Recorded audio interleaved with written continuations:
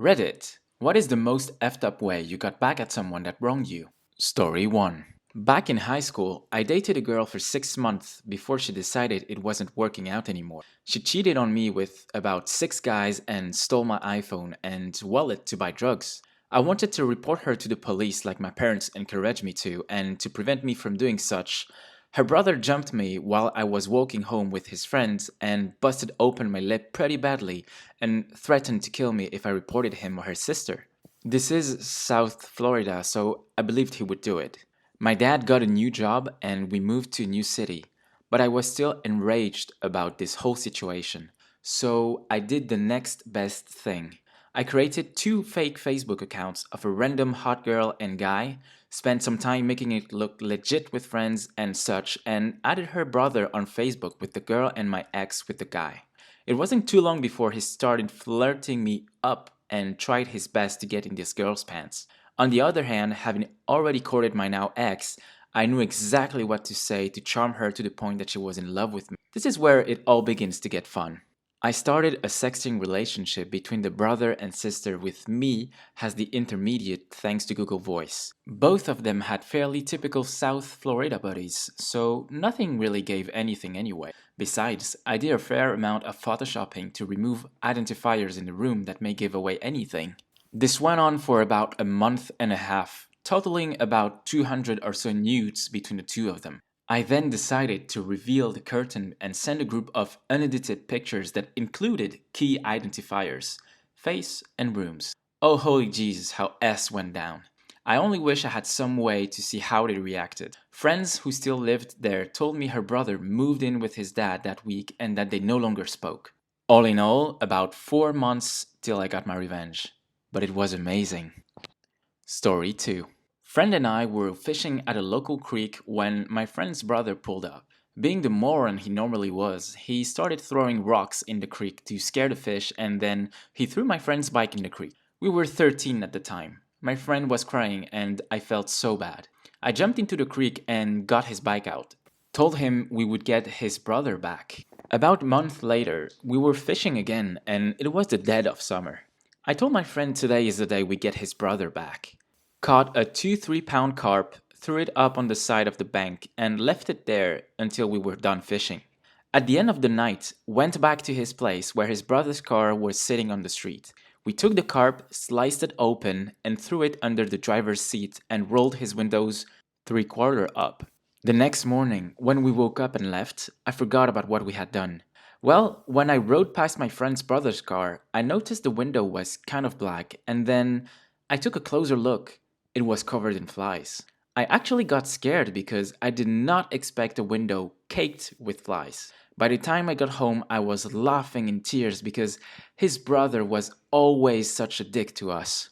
Fast forward to baseball practice, about 3 days later, my friend had a black eye but smiled at me when we made eye contact. His brother flipped out and ran into his house and punched him in the face. His mom flipped out on his brother and the brother was grounded for the rest of summer. His mom said that my friend would never do such a thing and he played along and acted as if it had no idea. Apparently, the smell never really left the car. We nicknamed his brother Lord of the Flies. Story 3. A school bully repeatedly knocked a binder from my best friend's hand every single day while we walked down the hall. Now, we were in high school, back in the pre-Columbine era, so people didn't freak out as often when kids did S. I convinced my friend to stick tacks through an entire side of his binder, turning it into an extremely dangerous spiked weapon, and just hold on extra tight while waiting for the bully to come do his thing. The kid lacerated his hand pretty badly. After he slammed his down into it, my friend held on and yanked back. Moron didn't try that ass again. Story 4. Not me, my brother. When my younger brother was about 3, my father had to look after him for the day. The plan was that he, after asking his boss, would take him into work for the day.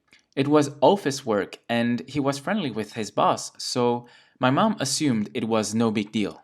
My father, however, didn't want a toddler distracting him all day, so he left him in the car with the radio on and a carton of apple juice.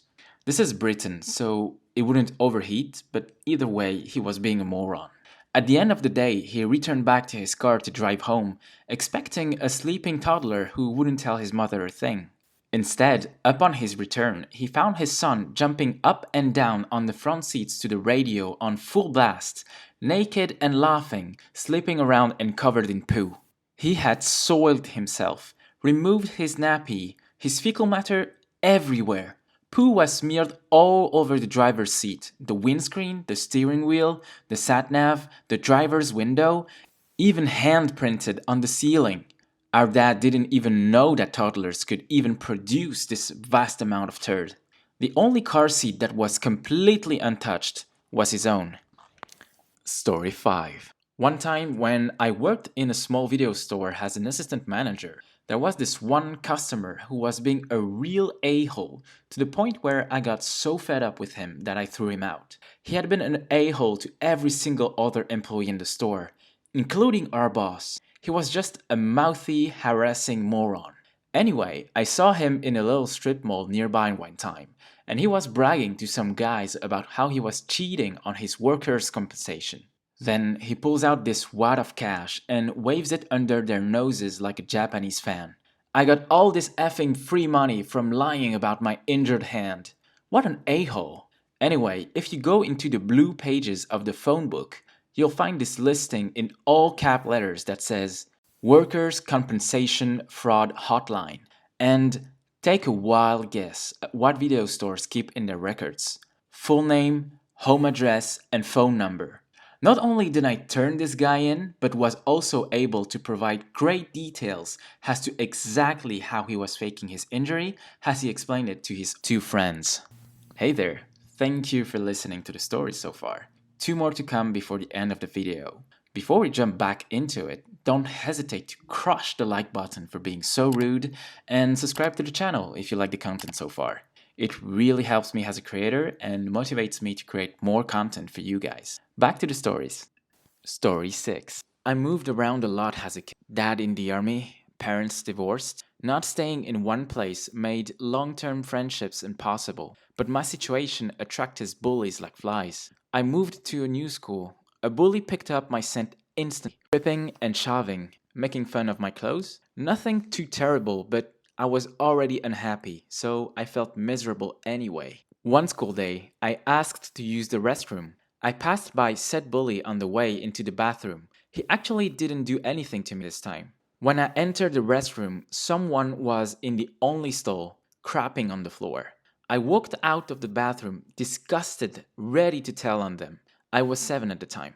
I was ready to re-enter my classroom when an incredible yet devious idea came to me. I went straight to my bully's classroom and walked inside. Everyone looked at me, which normally would have given me enough hesitation to do a 180-degree turn and go back to class. But that day, I didn't so much as pause. I walked up to the teacher's desk, pointed at my tormentor, and boldly proclaimed that he had shit on the bathroom floor. The teacher's reaction was better than I could have ever expected. She made him follow her into the restroom while he cried and slobbered out, "I didn't do it, he's lying," over and over again. She then grabbed a wad of paper towel, and we watched as he picked it up and put it into the commode. She thanked me for telling her and told me to go back to my classroom. This happened about 20 years ago. I still look back at this moment as a turning point in my life. Story 7. I used to live in a very small town, like 250-300 people. We had no stores, gas station, etc. One day, a local guy decided to open up a little store that sold the basics like groceries and rented movies. He hired a few of us, high school kids, to work for the store and promised us $50 a week to be paid at the end of the summer. We agreed and started working. We gave up our entire summer by stocking shelves, cleaning the bathroom, lawn care, and whatever else. Well, the end of summer comes around. It's our last day of work, and he comes by with our paychecks, $50 for each of us for the whole summer. Needless to say, we weren't too happy, but his words were, "What the F are you gonna do about it? Drop the key off at my house since you won't need it anymore." We came up with a plan to pay this a-hole back. Before locking up the store for the last time, we left the window unlocked. We dropped the key off at the house. Around midnight, we were back at the store, grabbed as much as we could, Cigarettes, money from the register, candy, probably about $1,000 worth of furniture, locked the window, then left through the emergency exit that had no alarm. There were also no cameras of any kind. Next day, there were cops there. He accused all of us of doing it, but had no proof. He ended up having to shut down the store a few months later because the town heard how he didn't pay us and stopped doing business there. I don't feel bad. He freaking deserved it.